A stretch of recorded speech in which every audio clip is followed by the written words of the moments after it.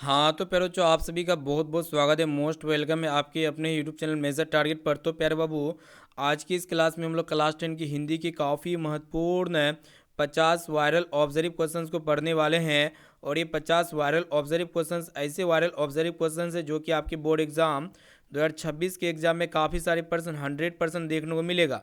तो जो विद्यार्थी इस क्लास को शुरू से लेकर आखिरी तक कर लेते हैं ना, तो प्यारे बच्चों आपके एग्जाम में काफ़ी सारे प्रश्न 2026 के पेपर में, हिंदी के पेपर में फिक्स है।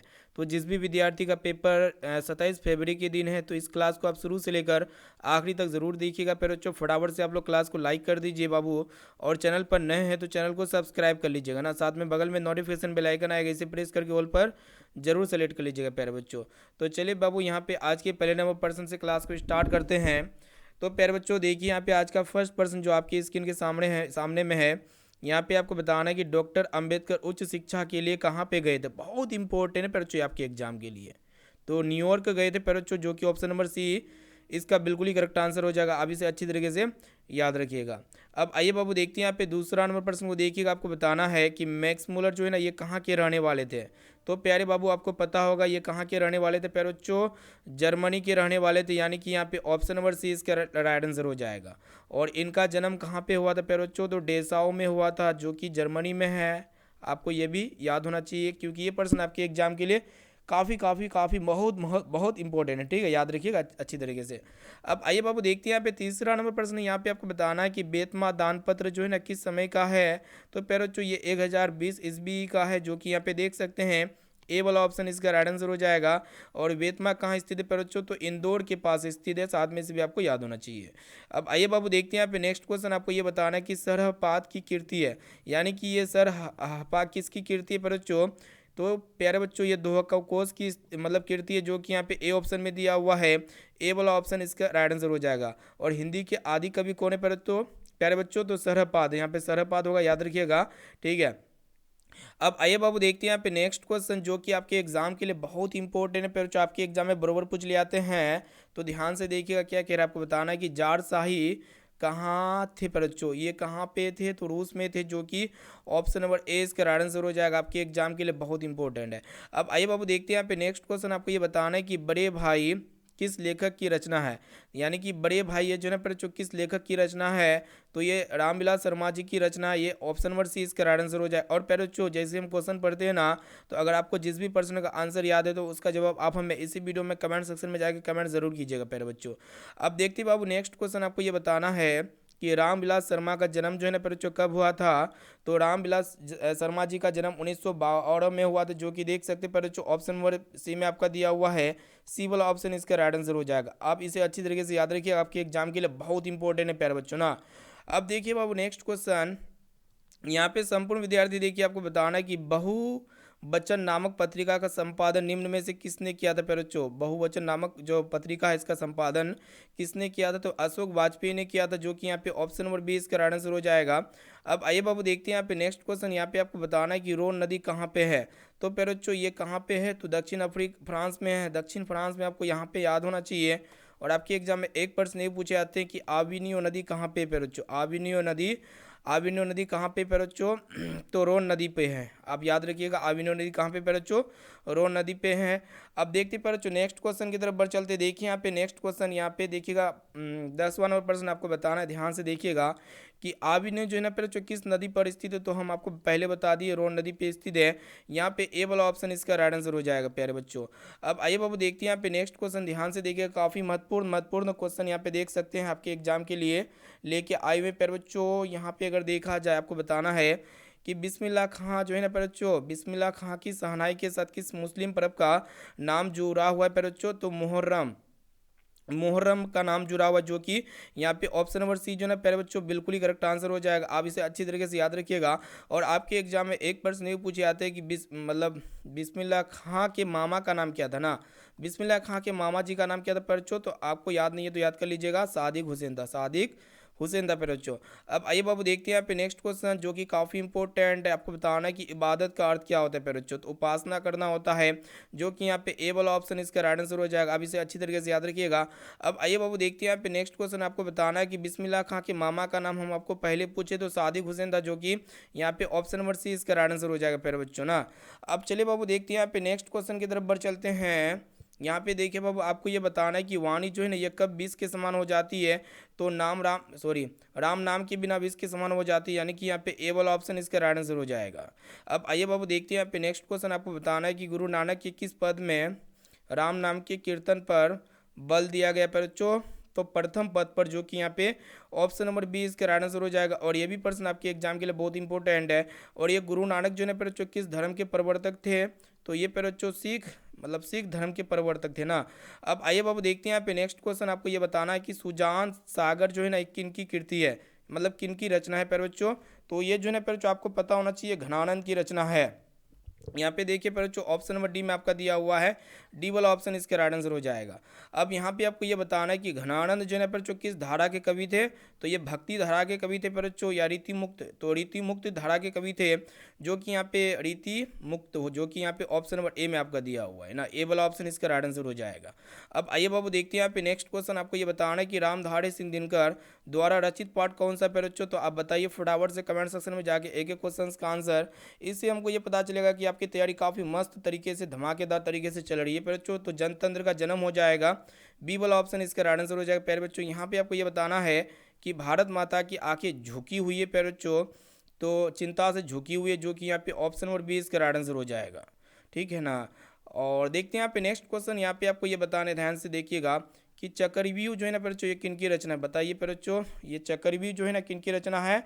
तो कुंवर नारायण जी की रचना है प्यारे बच्चों, जो कि यहाँ पे ऑप्शन नंबर डी में आपका दिया हुआ है। डी वाला ऑप्शन इसका राइट आंसर हो जाएगा। और इन दिनों के लेखक कौन है प्यारे बच्चों। तो कुंवर नारायण जी है ना। आगे पढ़ेंगे। यहाँ पे देखिए आपको बताना है कि इन दिनों के लेखक कौन है प्यारे बच्चों। तो कुंवर नारायण जी है। यहाँ पे ऑप्शन नंबर सी इसका राइट आंसर हो जाएगा बाबू। अब आइए प्यारे बच्चों देखते हैं यहाँ पे नेक्स्ट क्वेश्चन। आपको बताना है कि बचाना है खाने को। प्यारे बच्चों बचाना है खाने को किससे, वही ना पूछा गया है। तो जहर हो जाने से, जो कि यहाँ पे ऑप्शन नंबर सी में आपका दिया हो प्यारे बच्चों, ऑप्शन नंबर सी इसका राइट आंसर हो जाएगा। प्यारे बाबू यहाँ पे आपको बताना है, देखिएगा ध्यान से, कि वीरेन डंगवाल की जो है ना, वीरेन डंगवाल को उपाधि दी गई प्यारे बच्चों। तो किसने दी थी। तो डी लिट ने दी थी, जो कि यहाँ पे ऑप्शन नंबर ए इसका राइट आंसर हो जाएगा। अब आइए बाबू देखते हैं यहाँ पे नेक्स्ट क्वेश्चन। आपको ये बताना है कि कवि वीरेंद्र डंगवाल के अनुसार जीवन में महत्वपूर्ण क्या है ना, पूछा गया है। तो कवि वीरेंद्र डंगवाल के अनुसार जीवन में जो सबसे महत्वपूर्ण है ना प्यारे बच्चों, संघर्ष, जो कि यहाँ पे ऑप्शन नंबर डी इसका राइट आंसर हो जाएगा प्यारे बच्चों। देखते हैं यहाँ पे नेक्स्ट क्वेश्चन। आपको ये बताना है कि कवि जीवनानंद दास का जन्म जो है ना प्यारे बच्चों कब हुआ था ना, पूछा गया कब हुआ था प्यारे बच्चों। बताइए कवि जीवनानंद दास का जन्म कब हुआ था प्यारे बच्चों। तो देखिए 1899 ईस्वी में हुआ था, जो कि यहाँ पे बी ऑप्शन इसका राइट आंसर हो जाएगा। अब देखिए बाबू आपको ये बताना है कि लौट कर आऊँगा फिर पार्ट में कवि कहाँ लौटने की बात करता है प्यारे बच्चों। तो बंगाल या फिर कहाँ पे, बताइए प्यारे बच्चों, आपके एग्जाम के लिए बहुत इंपॉर्टेंट है। तो बंगाल लौटने की बात करता है, जो कि यहाँ पे ऑप्शन नंबर डी इसका राइट आंसर हो जाएगा। आप इसे अच्छी तरीके से याद रखिएगा।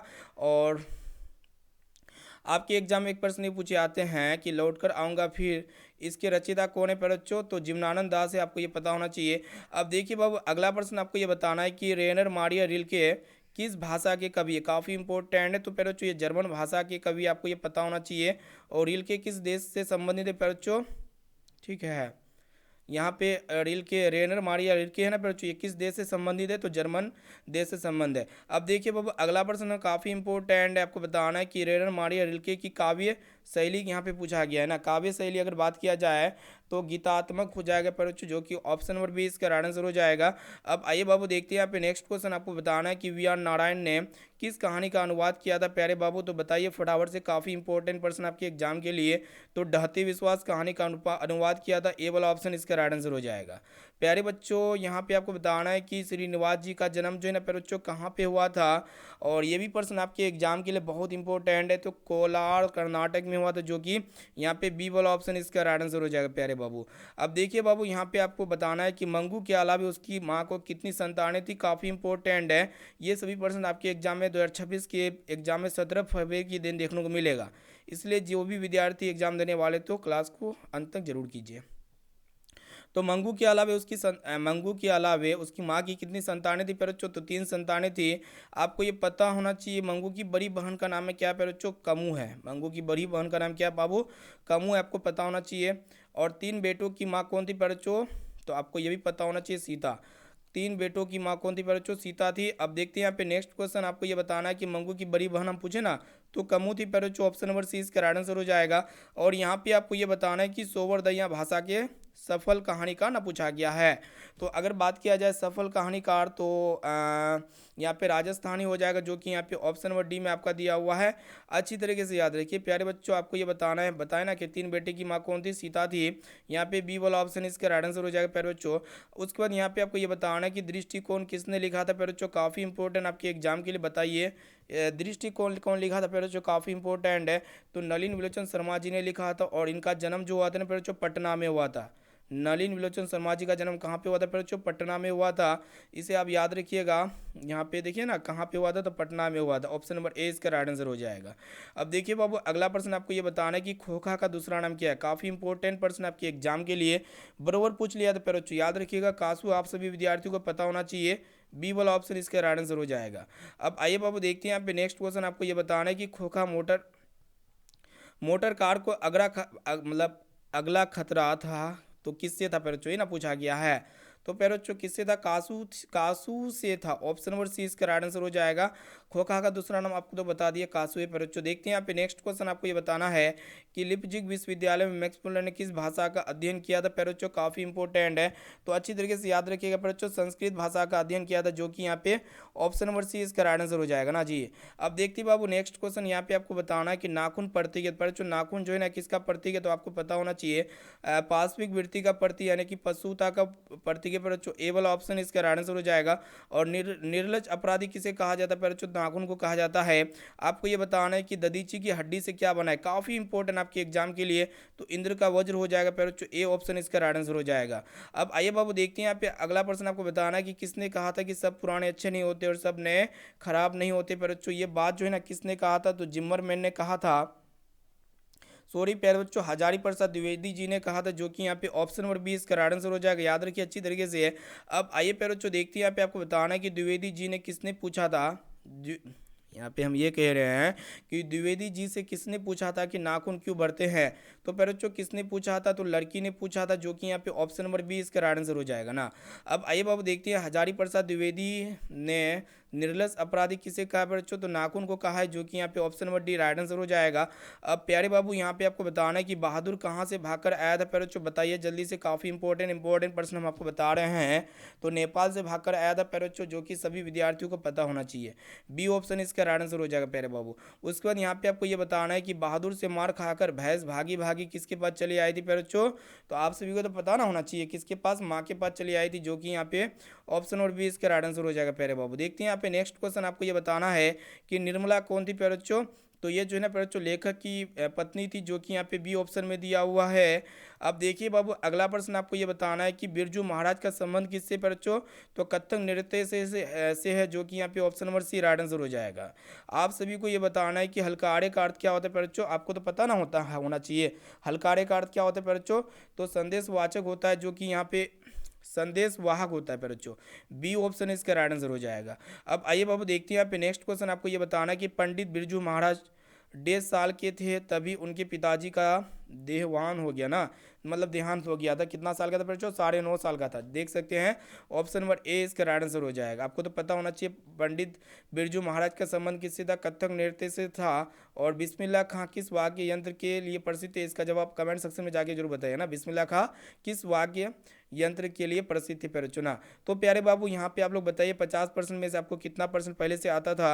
और जो विद्यार्थी वीडियो को लाइक नहीं किए, प्लीज़ दोस्तों वीडियो को लाइक कीजिए। चैनल पर नए हैं तो प्लीज़ दोस्तों यहाँ पे चैनल को सब्सक्राइब कर लीजिएगा, और इस वीडियो को अपने दोस्तों में जरूर शेयर कीजिए प्यारे बच्चों। जो विद्यार्थी वीडियो को शेयर नहीं किए तो दोस्त यार में जरूर वीडियो को शेयर कीजिएगा। तो प्यारे बच्चों फिर मिलेंगे नेक्स्ट क्वेश्चन पेपर के साथ। Thank you.